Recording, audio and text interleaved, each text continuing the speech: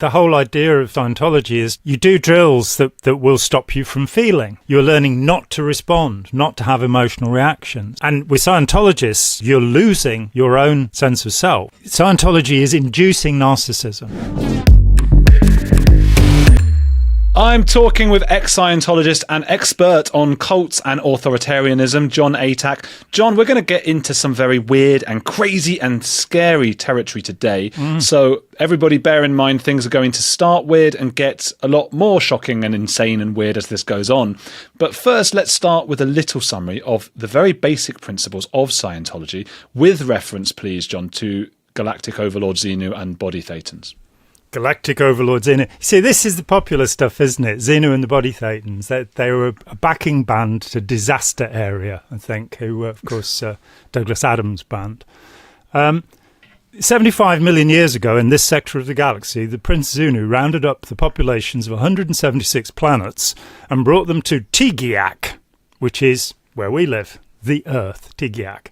And he blew them up in volcanoes on the Canary Islands and Hawaii, which didn't actually exist 75 million years ago. Slight problem with the story there. They erupted about 9 million years ago. And then he collected them all on electronic ribbons, clustered them together and gave them 36 days of implanting, which were curiously images of 1966, which is when it was written. So they had the DC-8 aeroplane bringing in these boxes of clustered body thetans. Everybody on Earth today is a composite of thousands, even millions of body thetans, little clustered spirits. And if you hear this material, according to Ron Hubbard, you'll die within 2 days. Sorry about that. Sorry, Andrew. It's quite a scary thing to hear on YouTube, isn't it? Yeah. And it's like The Ring. Exactly. And then he wrote a script called Revolt in the Stars, and it is fairly revolting, which John Travolta has been trying to get produced all of these years, which is actually the content of OT3, this wonderful level, operating Thetan level 3. So Ron Hubbard said it'll kill you within 2 days, and then he wanted to make a movie of it. It's like, not really such a humanitarian. Murderer, mass murderer. And that's why there's no one alive on Earth, because in 1973, a man called Robert Kaufman published a book called Inside Scientology with the OT3 materials in it. He was the first. People have said it was me. It's not true. It was him. Ah, I see. So let me get this straight, and I'm just summarising in my... I just trying to make sure I know what's going on here. He's got all these millions of people, Lord Xenu did, from all different kinds of planets, because of overpopulation, I believe. That's what was going on. Yes, that's right. You've been studying the materials, I can see.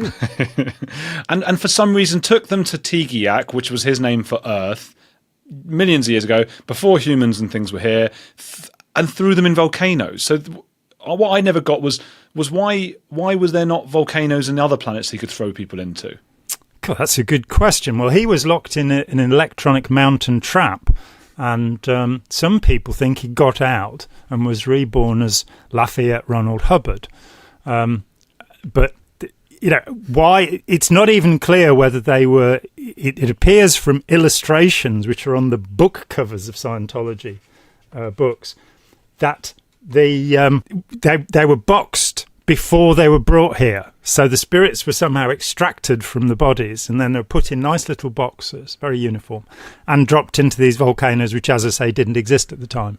And then you got 36 days of implanting with images. So, for example, according to Scientology, according to Ron Hubbard, Christianity is an implant. Christ never existed, according to Hubbard. Heaven was an implant. He wrote a bulletin about it called Heaven, saying, I have been to heaven. And he said it was like Busch Gardens, and which I think was the LA Busch Gardens. I'm not sure. But it was like a cheap, tacky place, according to Hubbard. And our whole civilization was implanted at that time, and tough luck, basically. Just because the implanting, so that is that these body... They were taken to like movie theatres, weren't they? And incepted is another word, I suppose, with ideas about religions that we now many people worship today, Christianity and the Abrahamic religions and things like that. And that's why we believe in Christianity and stuff like that, because Scientology. But who was doing why was this happening why were there movie theatres telling us about Christianity and making the body thetans believe in Christianity? Oh, to keep us enslaved, so that we would never think for ourselves until Ron Hubbard came along and told us what to think. So it was Xenu who was setting up the movie theatres for the body thetans that had escaped from the volcanoes after he'd thrown people into them. Yeah, and it becomes more confusing because Ron Hubbard couldn't decide whether he was called Xenu or Zemu, and used both names. So that could be where the problem really begins.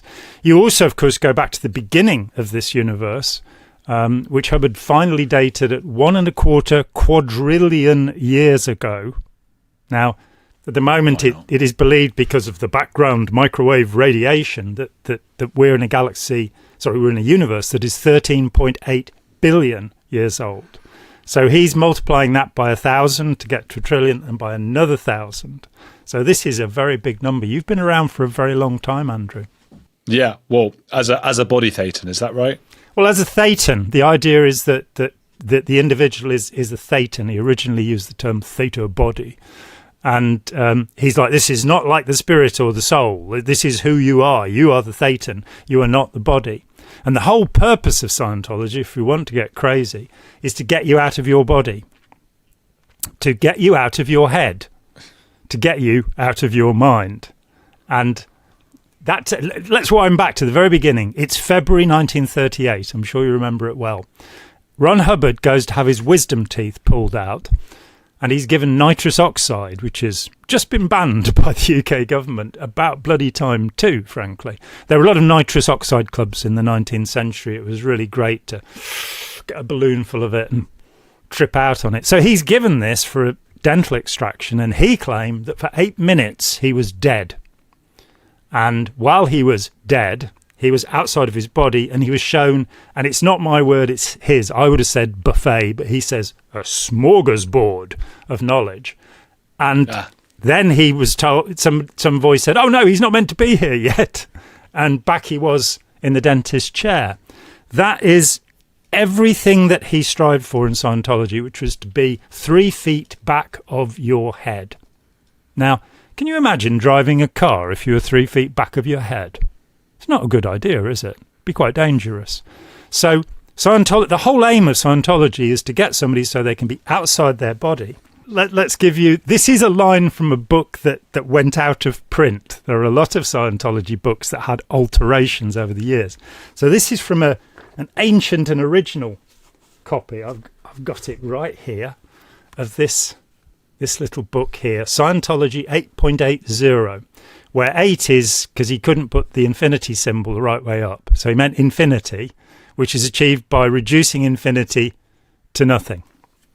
That didn't make sense, did it? But so it says, with this book, the ability to make one's body old or young at will, the ability to heal the ill without physical contact, the ability to cure the insane and incapacitated is set forth.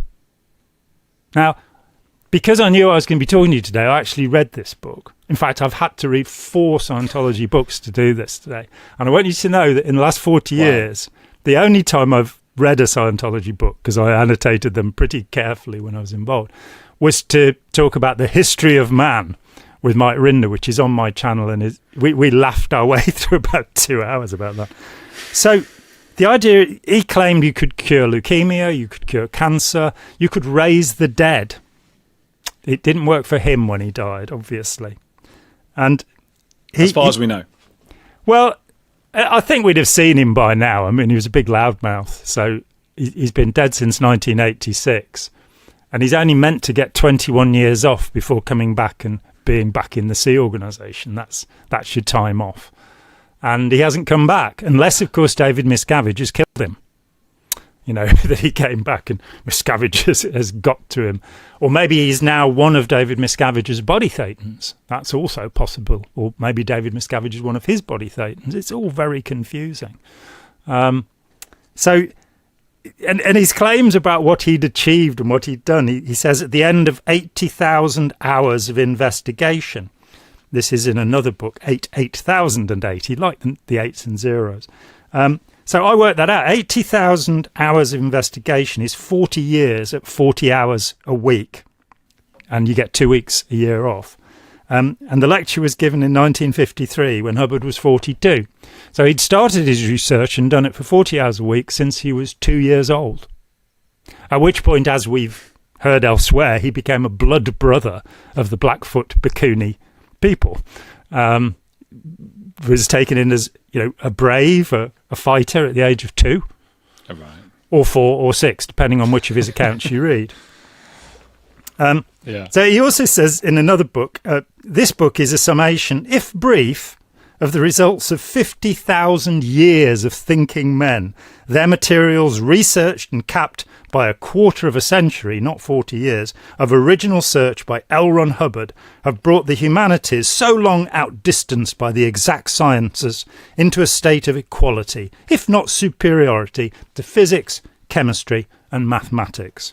What has been attempted by 1,000 universities and foundations at a cost of billions has been completed quietly here. This is how life works. This is how you change men and women and children for the better. The use or neglect of this material may well determine the use or neglect of the atomic bomb by man. I don't know what any of it means. It means he's the cleverest bloke who ever lived and you ought to give him your money. But this is the weird thing about Scientology, because obviously NXIVM came about recently. It didn't do so well because they ended up in prison within a few years, whereas Scientology's gone a bit longer than that. But they took a lot of the principles. It still exists, though. It still exists. NXIVM's still going. NXIVM is still out there. Shinrikyo is still out there. Yeah. There are still believers. Oh, wow. Okay. Well, this is what I was... Even though Keith Raniere is serving 120 years in jail, right? Yeah. And Alison Mack as well was there's a Smallville actress, was serving a few years. I think she's out now, but I don't think she's back with NXIVM. I would be surprised. But this is the thing. So with NXIVM, they didn't really have a folklore. So they didn't have all of this like wacky sci-fi galactic overlords, and it still hooked people in, which makes me wonder, is the whole folklore stuff actually necessary to be a con man and have people join your cult? No. In short, with NXIVM, it is fundamentally a reworking of Scientology. You have a guy who's been running a multi-level marketing scam, which is a serious form of cult, which has gone bankrupt and fallen apart. And he then starts this group where, of course, they brand his initials onto the side of the pubic mound of women in the group called Jeunesse. Sarah Edmondson's book about this is amazing and really scary. And we've got Seduced and The Vow, these two really good sets of documentaries about it. But no, I don't think you need a folklore, but I think if you want to persist, a cosmology, a mythology does become necessary. And the Hubbard mythology, because he just kept pouring this information out, and he later on said, everything I've said is true, you can't cancel any of it. Even where one piece contradicts another, you can't say that the more recent piece is accurate. So you're stuck with these things. So, for example, among the wisdoms that he shared were about the 4th and 5th invader forces. I never found out who the 1st, 2nd and 3rd invader forces were. But the 4th and 5th invader forces are perched, ready to invade the Earth. One of them lives on Mars, where the mean temperature, according to NASA, is minus 65 degrees centigrade. For anybody who uses Fahrenheit, that's 85 degrees. Minus 85 degrees Fahrenheit. So there are people living on Mars. Elon Musk is going to go and join them. But Venus, one of the invader forces on Venus, I think it's the 4th, and that's at that's at plus 867 degrees Fahrenheit, which is 464 degrees centigrade. So these people are pretty hot, and they're going to come and get us, according to Ron Hubbard. Wow. Who we should trust and believe. Yeah. When do you learn about that in Scientology? Well, you don't anymore. That's the wild thing, that he wrote all of this crap in the 50s. And when you're on the courses, you have to read these books, but you don't do anything with the stuff in them.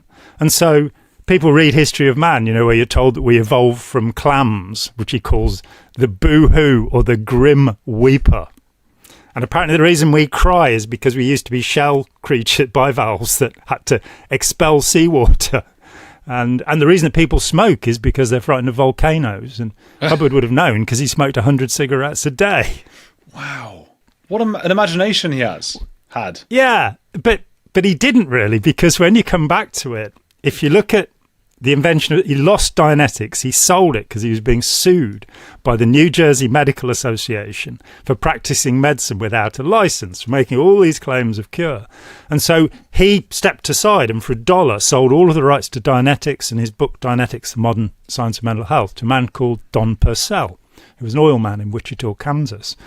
And Purcell managed to buy everything back for, I think, $800 from the bankruptcy court. And Hubbard's left with nothing. He hasn't got Dianetics anymore. So in February 52, he invents Scientology, gets an Aleister Crowley textbook, and starts reeling out these ideas. When you look backwards over the 500,000 or more words of Scientology, this guy's in the Guinness Book of World Records as the most prolific author of all time, right? And more garbage than anybody's written. And you look back over this stuff, and he actually only has about 10 or 20 ideas, but he keeps repackaging them and, using different words for them. And then it's every 6 months is, I found it. I finally found the thing that'll do everything, that'll work. And then 6 months later, it's, no, now I have really found it.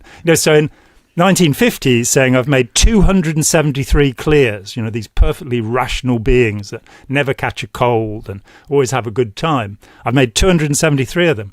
Then in 1965, he's saying, oh, well, actually, I've just finally got to manage to do this. So he keeps selling the same idea.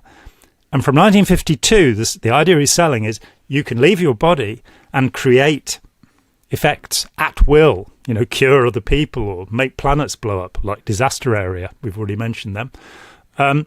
Just by your willpower, just by your intention.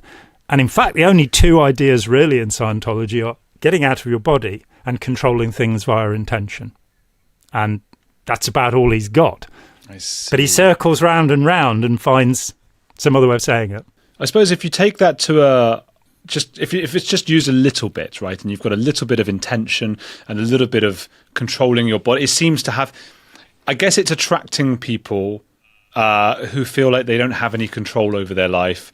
And there's a nice idea, especially in the early stages before you've learned about galactic overlords and all sorts of mad things, of, almost this Jordan Peterson thing of make your bed, you can control your life, you're in charge. And that's what Nixium did a little bit as well. I mean, is that what gets people at the beginning and then it starts to become more loopy?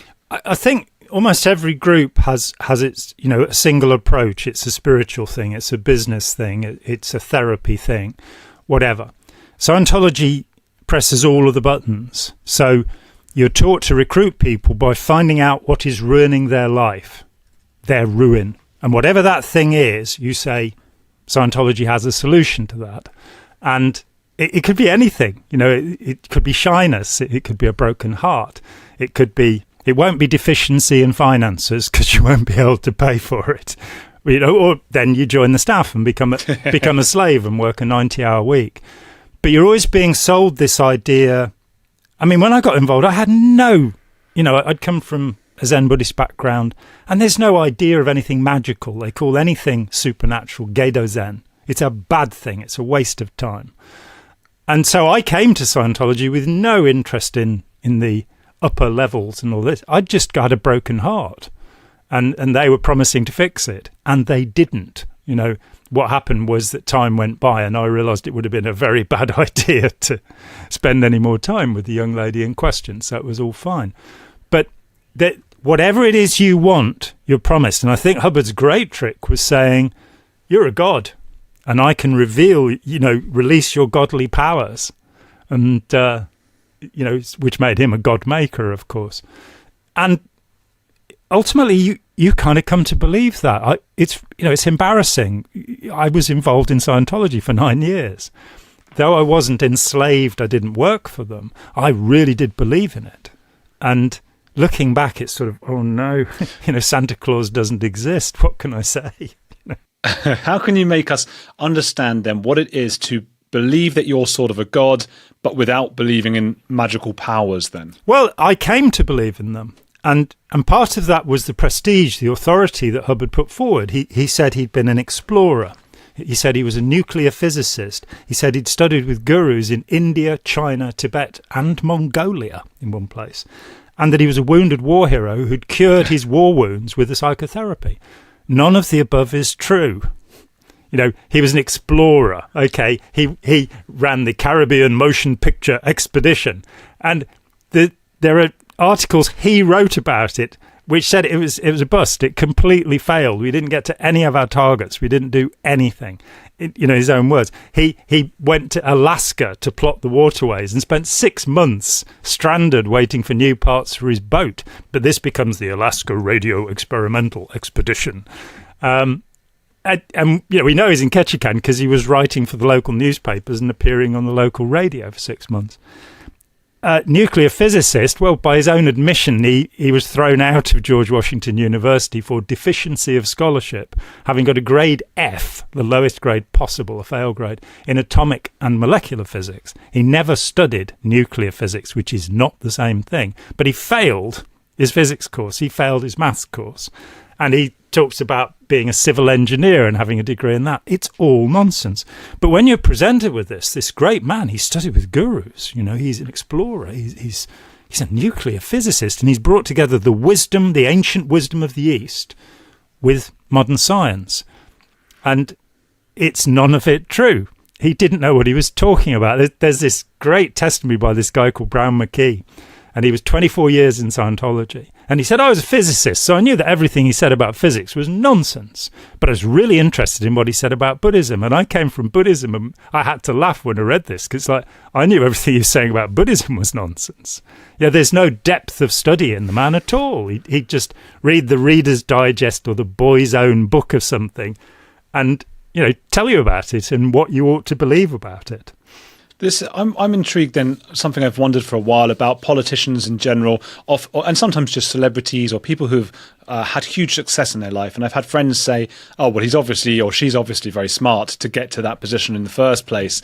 And I now wonder, well, is that necessarily the case? Or is it that if you are just bolshy enough and confident enough and psychopathic enough perhaps, or you just don't care enough to lie and just lie and lie and lie, you can actually really climb the ranks in whatever you're doing? Yeah, I think it's more exactly narcissistic than psychopathic, though they are close relatives in some ways.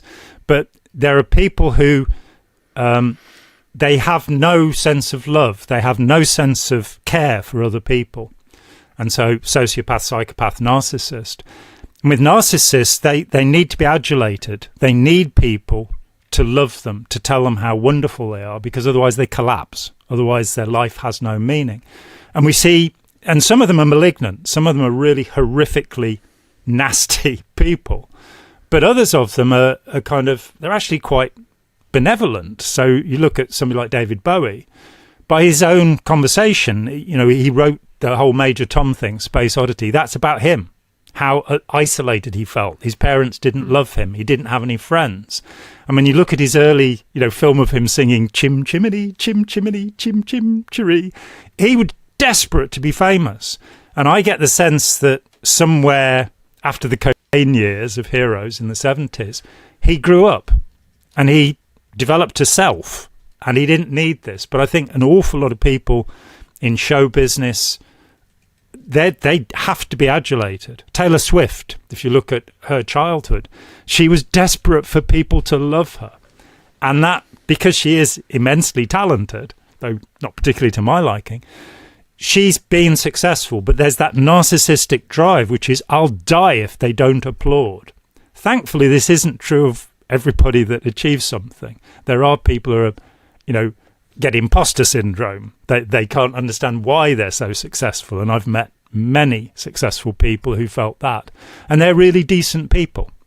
But Hubbard was somebody who absolutely depended upon adulation. I've talked with people who knew him. His girlfriend in 1950, Barbara Cloden, said that he would spend days in bed crying, because he was a failure and he'd achieved nothing. And this is a few months after he's released this great technology that's going to make everybody clear and wonderful. Then there's a guy called Jim Dean Kelsey who nursed him in 72, 73. And again, you get this story of a man who's really morbidly depressed.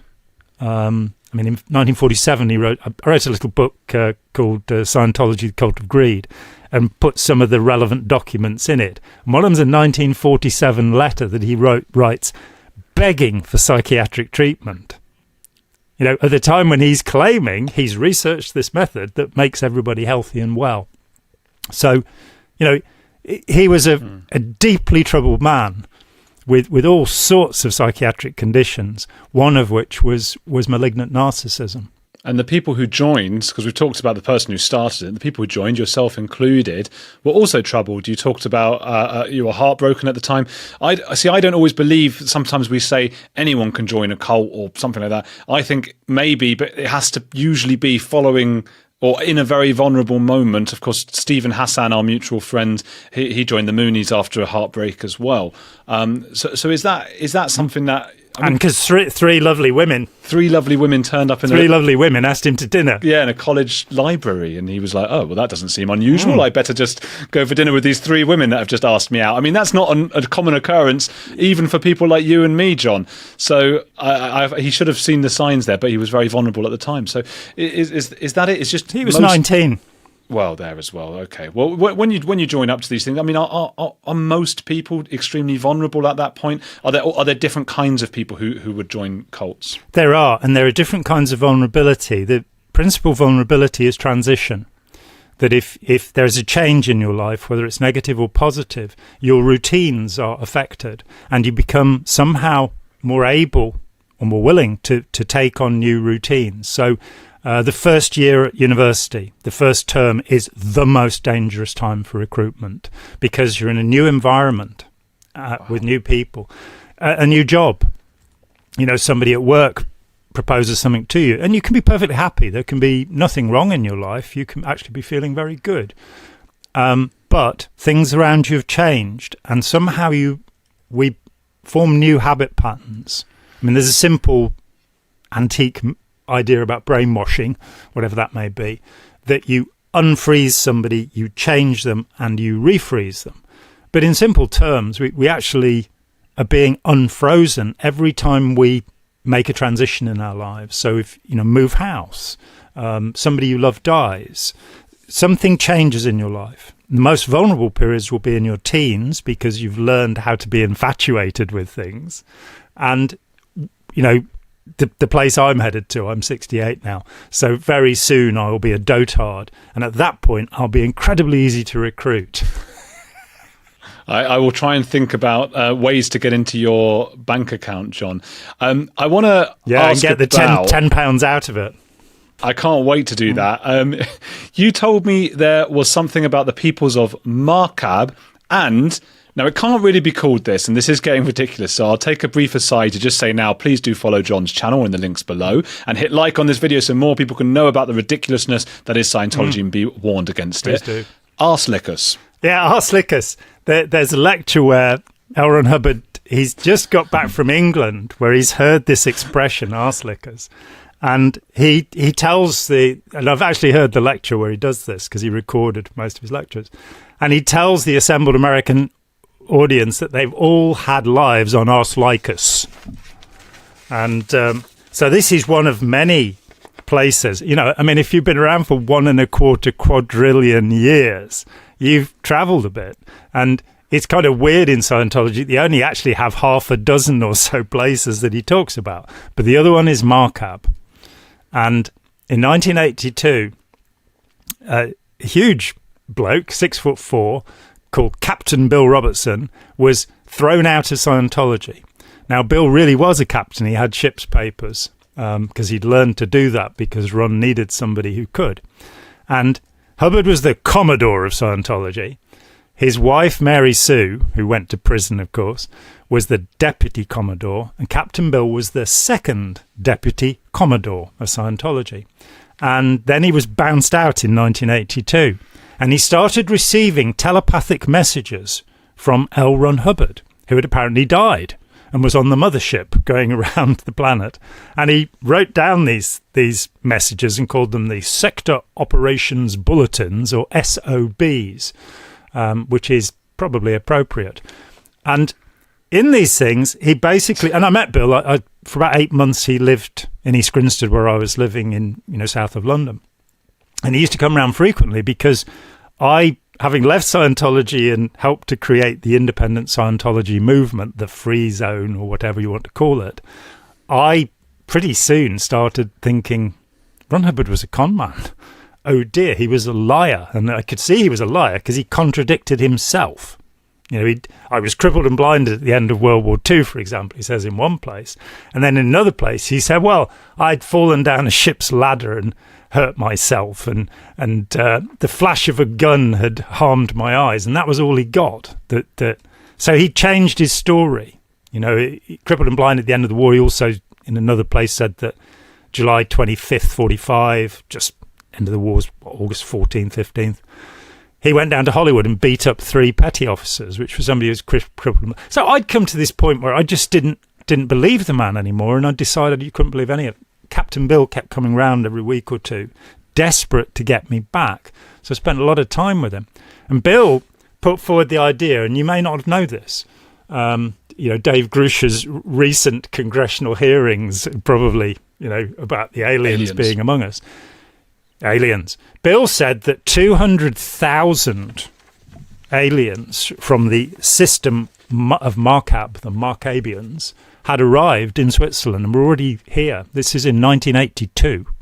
So 40 years. They must have proliferated since then. And they used Transcendental Meditation and the Freemasons as their front groups. And at some point in the 1980s, they would take over the world.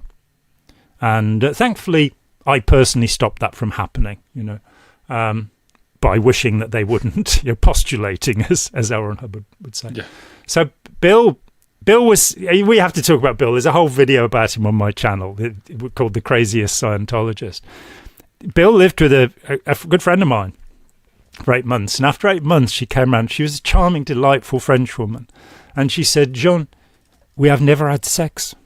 He's lived with you for 8 months and we all thought you were his girlfriend. He said, no, on a Saturday, we go to an outsized women's clothing shop and he points out the items he wants and I buy them. Every night at 8 o'clock, he dresses up he's 6'4", this guy, big hairy guy. Every night at 8 o'clock, he dresses in a ball gown and high heels and sings songs to the L. Ron Hubbard of the time of Xenu. So, and you look to these sector operations bulletins, and they're signed Astar Parmegian, which I thought was a kind of cheese from the stars or something. And the character in Revolt in the Stars, the play about OT3, the nightclub singer is called Astar Parmegian, and the L. Ron Hubbard character is called L. Ron El Ray. And so Bill would sing these songs. He is the founder of the Free Zone, the Ronzorg, the contemporary independent Scientology movement, much of it. There are a lot of people who aren't that keen on him. But he was a huge driving force with this idea that, by, I think, 1986, I knew him in 83, 84, by 1986 the world would have been taken over. And maybe it was. Maybe this guy's a lunatic.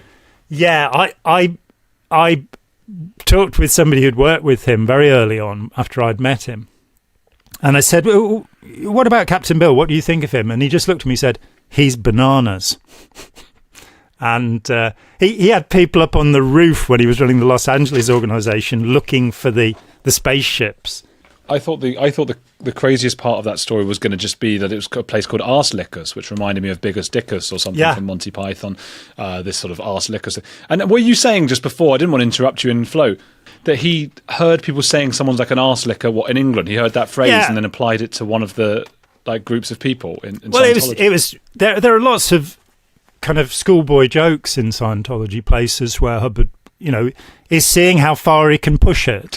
It's ridiculous. Yeah. I mean, there are a group of processors called the training routines, and there are what are called the upper indoctrination training routines. I remember being worried about that word indoctrination, which are training routines 6, 7, 8, and 9. 8 is kind of famous. That there's a video that I did with Steve Hassan on my channel when we did a seminar in Toronto, and we deconstruct some of the Scientology techniques, showing that they are straightforward hypnosis. They're ways of getting people into a euphoric, blissed out state so that you can take more money from them. And it kind of, they become kind of junkies where they want more of it. But the story behind this is, when these things were originally released, they were released by, and the bulletin was signed L. Ron Hubbard Jr. L. Ron Hubbard's son developed these things. He left in 1959 because his dad refused to give him enough money to keep his kids, fundamentally. He just couldn't exist on what he was being given. But for 7 years, he'd worked with his dad. And he said these training routines, 6 to 9, what happened was one day they had some rowdy students, because every few months they'd have an advanced clinical course, which cost you $500 to attend. And they had some rowdy students. And so his dad said, work out something to control them. And these drills were devised, and they are indeed, and they quite straightforwardly say, this is how to control people. What's called infinite control, or tone 40, the ability to control people. And they're still drilled in them, and you grab hold of somebody and move them. You make them do something that's, the Me Too movement has come along now, and we're not meant to touch people we don't know, which I think is fair enough, personally. Not even get in their space. But in Scientology, you get them and you march them around the room. You also have the great training routine 8, where you shout at an ashtray, which you can see on the video that we did. And we have Christian Churko and Chris Shelton actually doing this drill to famous people. So, oh wow, very Matilda. Yeah. If Roald Dahl and Hubbard put together, what a thought, eh? That would have been truly dangerous. Two quite horrible people by all accounts. Yeah. So this is the weird thing then. If he's putting in silly jokes, right, euphemisms and whatnot, then it suggests, as you say, a con man. But we've spoken before about this, I think, that there was a great deal of cognitive dissonance, because he did seem to also be a true believer of his own complete nonsense. Yeah, and I think that's because he was bipolar, so he had the manic depressive tendency. So he would get really high. He'd go, "I've cracked it at last. I'm completely healed. I can do anything." And so in his first book in 1950, he'd cured asthma, he'd cured bursitis, which I'd never heard of, which is a lubricating sort of gland. He'd cured short-sightedness, not long-sightedness. All things he suffered from, and all things he suffered from for the rest of his life. So he'd get high, as people do when they have a manic incident, and really believe in himself, and then he'd get low. And at the end of his life, there's this guy, Sarge Fouth, who's Lawrence Wright's excellent book, Going Clear. He interviews Sarge Fouth, and at the very end of his life, Hubbard's saying, build me an e-meter, this ridiculous device, a lie detector they use, that will kill me. I've failed completely. I've not achieved anything. So he would vacillate between these points of absolute arrogant self-belief and complete collapse, which is also quite typical of narcissists. Just to have a minute in his head would just be such a bizarre, an alien experience for most people, just to know what it is to believe half of these things, to be happy to con everybody else just to get some adulation and some money. Really bizarre. You mentioned the e-meter. I was having a good chat with Mark Headley before, the ex-Scientologist, and he was doing e-meter stuff, auditing, with Tom Cruise. Yeah. Tom Cruise was sort of doing it on him, and he fell asleep. Now that's understandable, because Scientologists are made to work so hard they don't really sleep. What is the purpose of what is Tom Cruise when he's sat there doing the auditing on Mark? Now ideally Mark stays awake, but what is Tom trying to get from this, and what is Tom believing in this moment? Well, I think again that the whole idea of Scientology is to make you feel like L. Ron Hubbard, to get you into L. Ron Hubbard's head, not get you out of your own head and into his. So you do drills that will stop you from feeling. The early training routines, training routine 0, training routine 0 bull bait. You're learning not to respond, not to have emotional reactions. You then drill the emotional tone scale over and over until you can exhibit any emotion at will. And it's sort of like when I heard an interview about Peter Sellers, who Stanley Kubrick called the greatest actor in the world, that Sellers said, I have no self. And with Scientologists, you're losing your own sense of self and learning to pretend these emotional states. And then it's a matter of the desperate need, which you see in so many cults. When somebody enters a cult, they're infatuated, they get euphoric, they get high, they've got the secrets to the universe. After 6 to 18 months, when they're trying to recruit you and tell you how much Jesus or whoever loves you, you'll see that they're desperate. They no longer believe. They want you to confirm their belief. They want you to come back and confirm that belief. And so that Scientology is inducing narcissism. It's destroying and eroding compassion. The state is called no sympathy. In Scientology, you shouldn't sympathize with anybody. I've often talked to people who are second generation and said, when you fell over and grazed your knee, did your mum say there? And no, absolute silence, no emotional contact. And I think it's very damaging to children not to be comforted. So it's to create this kind of hard, selfish, self-righteous sense of being and I think that's typical of any cult, that you clone the cult leader. But what you're cloning is either your idea of them as a hero, so you're trying to be that, or what they really are. And what happened with David Miscavige is he cloned Ron Hubbard. The sadism, the horrific control, the damage that he inflicts on people.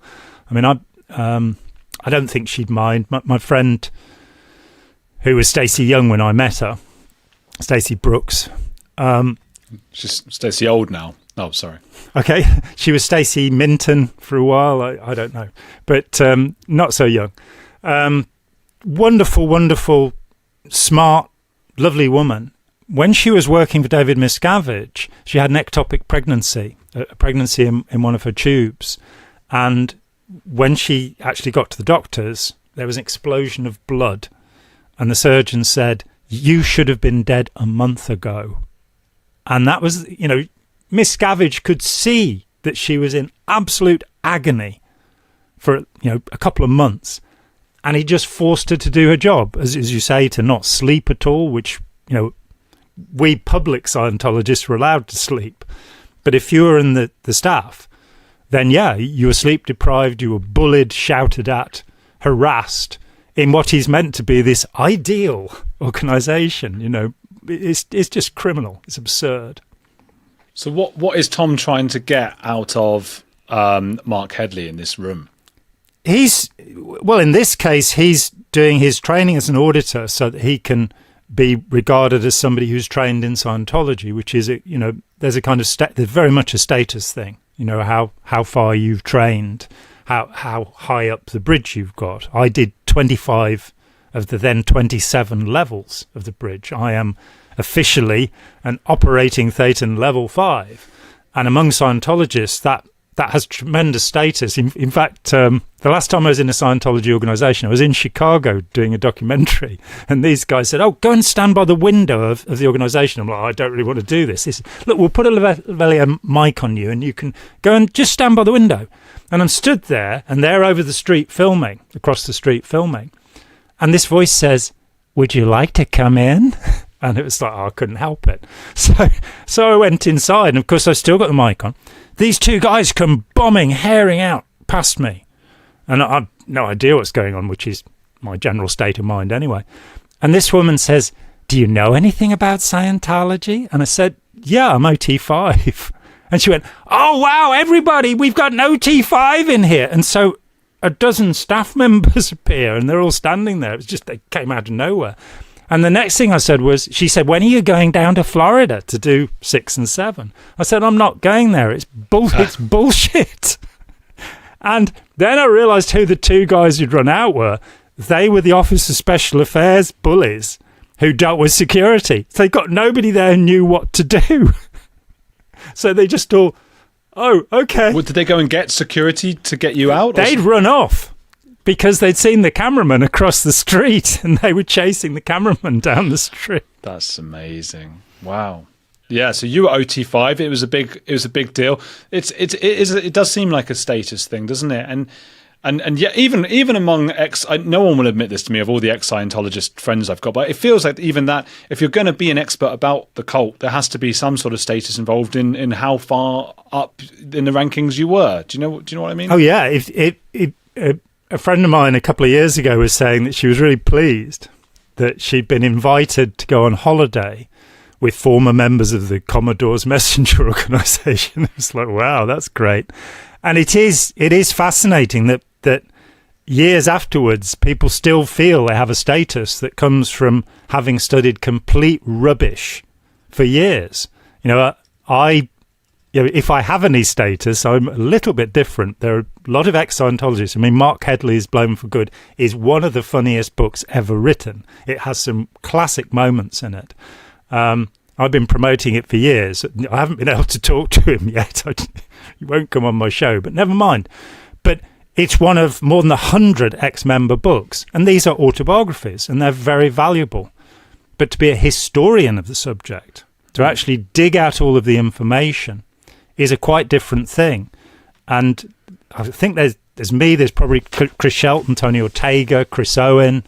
There aren't many people that have really dug into the documents and seen how it fits together. Beyond that, understanding the psychology involved, because as you know, my study for 30 years has been, how do people take control over other people?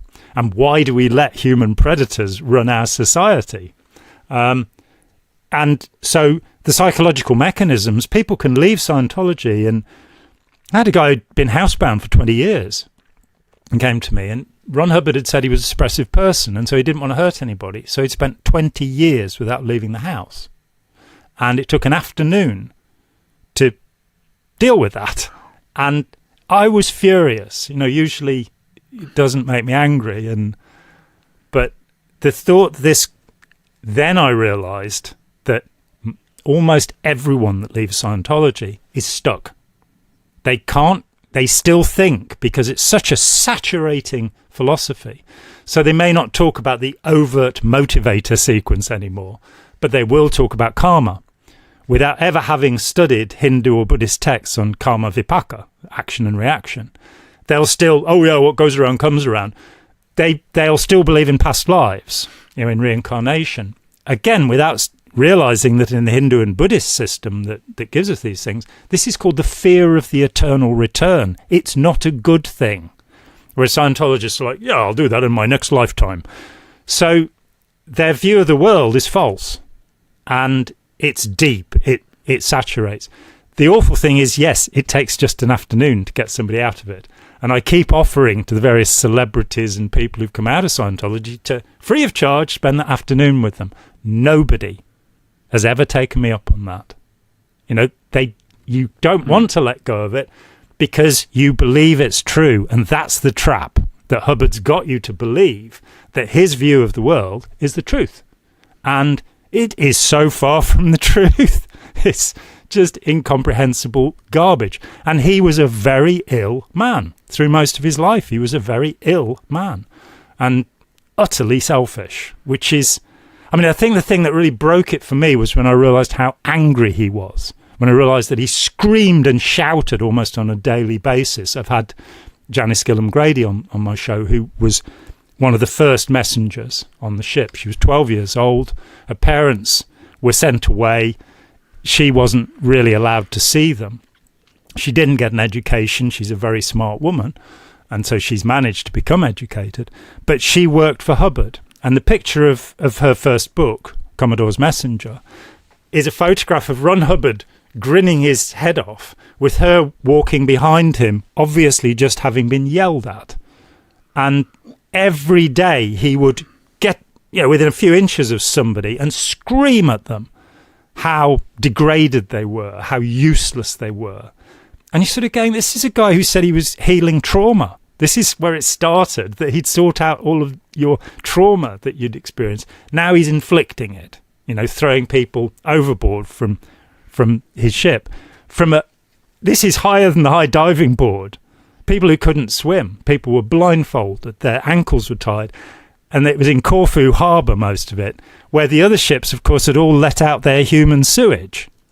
So he's throwing people into that. And you're kind of going, this is the great benefactor who's the final Buddha, the Buddha who will save all of mankind, as he claimed in a book called Hymn of Asia. So everything is reversed. And unfortunately, people have to be able to challenge his ideas and say, they're not actually true. Again, unfortunately, therapists tend to say, well, what happened to you in your childhood or whatever, without realizing that this cultic shell has been built, that everything you think about is filtered through the ideas of L. Ron Hubbard, which have penetrated your mind. Alien invasion, indeed. Some of those, we were talking about you being at OT5. It's very high up. That's what Claire Headley's at as well. But very few people who left Scientology are quite as high as that. It's higher than it seems. For anyone who doesn't know, the OTs, the operating thetan levels, these are the levels of knowledge. Often you have to put a lot of money in and take a lot of exams, I think, to get higher up. Those celebrities like Tom Cruise, he's at OT8. I don't know what John Travolta is, but I think Kirstie Alley was at 8 as well. Do they know more than you about Scientology? Nobody knows more than me about Scientology, Andrew. I've spent 50 years studying it, and not within the restrictions of what they're allowed to tell you. But, I interviewed 150 people for my book, Let's Sell These People a Piece of Blue Sky, interviewed or read testimony or accounts they'd written. I came to know quite a number of the famous Scientologists, and it was very interesting that Hubbard had managed to keep things hidden, so that often, even in a married couple, I was sometimes able to tell one person in the marriage what had happened with the other person that they didn't know about. All of these compartments. So in terms of knowing the technology of Scientology, no, I know what's on OT8. I know what's on all of the techniques of Scientology. And it's a nonsense. They're the same hypnotic ideas. When Steve Hassan first saw Training Routine Zero, he said this is the most overt use of hypnosis in any cult. And when somebody of Steve's breadth of knowledge says that, and he is a fully trained Ericksonian hypnotherapist, so he understands what he's talking about, you're in trouble. And Scientology is just a ragbag of ideas taken from Aleister Crowley, that are then, Hubbard's own personal library had so many of these little hypnosis books on all the cheap texts. He recommended some of them early on. It's a book called Hypnotism Comes of Age by Wolf and Rosenthal that he recommended. There's another one called 25 Lessons in Hypnotism. And these were the materials he used. I wrote a paper called Never Believe a Hypnotist, which is online somewhere or other. In fact, you can actually see on my channel, you can see me reading it out. I'm not sure anybody would want to. Much quicker to read it for yourself, but nonetheless, it's there. And all I did was I took the first 2 years from his book Dianetics in 50, and I checked the indices of every book, all of his lectures, for words like suggestion, reverie, which is what he calls the state you enter when you're being audited, which is a hypnotist term for a light trance. And then there's this revelation in 1951 in a book called Science of Survival. He cancels the original method of Dianetics because it's hypnotic. Then in 1977, it's brought back. And you've even got this mention of the fluttering of the eyelids as the person goes into the reverie state. So he knew what he was doing. And he describes it, my paper takes it apart and shows just how well he knew what he was doing. You're putting people into an enthusiastic state. You're making them feel euphoric. The end of almost any auditing session is when you have very good indicators. And it means, yeah, wow, I feel fantastic. Now, feeling fantastic doesn't actually improve your relationships, doesn't get you a better job, doesn't get you into a nice house like the one you're living in now. It's just feeling fantastic. And I don't really think that cocaine is a good idea, but it's a lot cheaper than Scientology, and it's a lot easier to cure as an addiction than Scientology. It's a temporary buzz, isn't it? Yeah. Yeah, well, that's what gets you in, isn't it? I think we are, as humans, we've got these sort of dopamine receptors in our brains. We'll keep tapping them until we starve or lose all our money or whatever it might be, just like mice that I think have done that, where they just didn't eat because they just kept tapping the dopamine receptor in their brains. It is a scary thing, and it's the way, I suppose, to get humans to comply.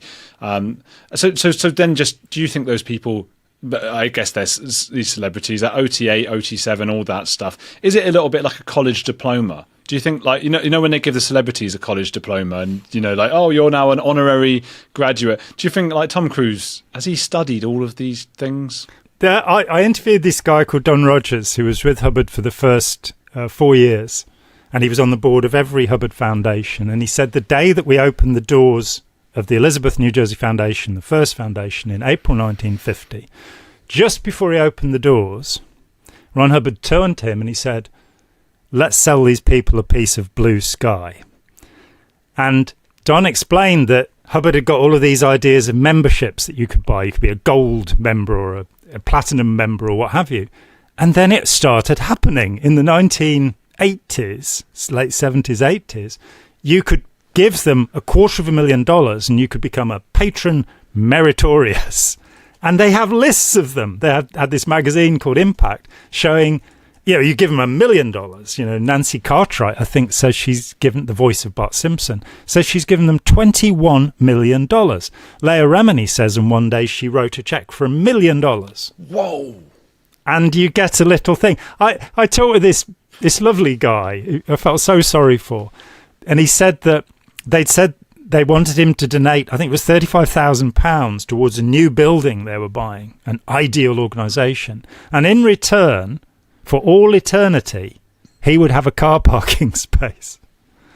When I met him, he was working 2 jobs to pay off the loans he'd taken, and he said he'd be working 2 jobs for years to pay for that car parking space, which I'm betting they won't give to him now because he's not in Scientology. So unfair. It's supposed to be eternal. So then I guess we can surmise that it is possible that, maybe only we can only speculate, I don't know, that the celebrities are just being given, your OT8 now without having to actually do the work. Oh, what work? The point is they'll do the course. The course is absolute nonsense. That so many, it used to be the old OT levels promised you that you would be exterior with full perception. You'd be able to leave your body at will, and you've got these great statements about it. I was looking at, got my little notes here. Yeah, when separated from the body, the Thetan from a distance can correct anything wrong with his own body or other bodies at will. And the way you get them there, in case the audience were wondering what incredible secret technique was used, here it is. Ask the pre-clear, the person who's not yet clear, who is still inside his head, to locate the inside of his forehead. You doing this now, Andrew? Ask him to put a pressor beam. I am doing it. A pressor beam, which is a beam that presses, against it and push himself out of the back of his head. Have you done that? Supplement this by asking him to reach out through the back of his head and grab the wall with a pulling beam and pull himself out. And that's all you're going to get. Oh, it worked. It's worked. So I need to have that special beam for it to work, don't I? The pressor beam or whatever. Yeah, you need the pull-up, the tractor and the pressor beams are the ones you need. Now, that stuff was 1950s. He later kind of drew that back in. He did a whole thing about entities and how we're all inhabited by all these entities in the 50s, and nobody wanted it. So he went, I know, I'll make it the secret level. And you get the, it's called the sunk cost fallacy, throwing good money after bad. And I saw this so often when I was in Scientology. Somebody would take a course and then they'd be desperate to finish the course so they could do the next course, because the next one would be the thing that worked for them. I met this guy, Harry Mason. He'd spent $400,000 on the OT5 level, $400,000, and he ended up having a heart attack and being in hospital.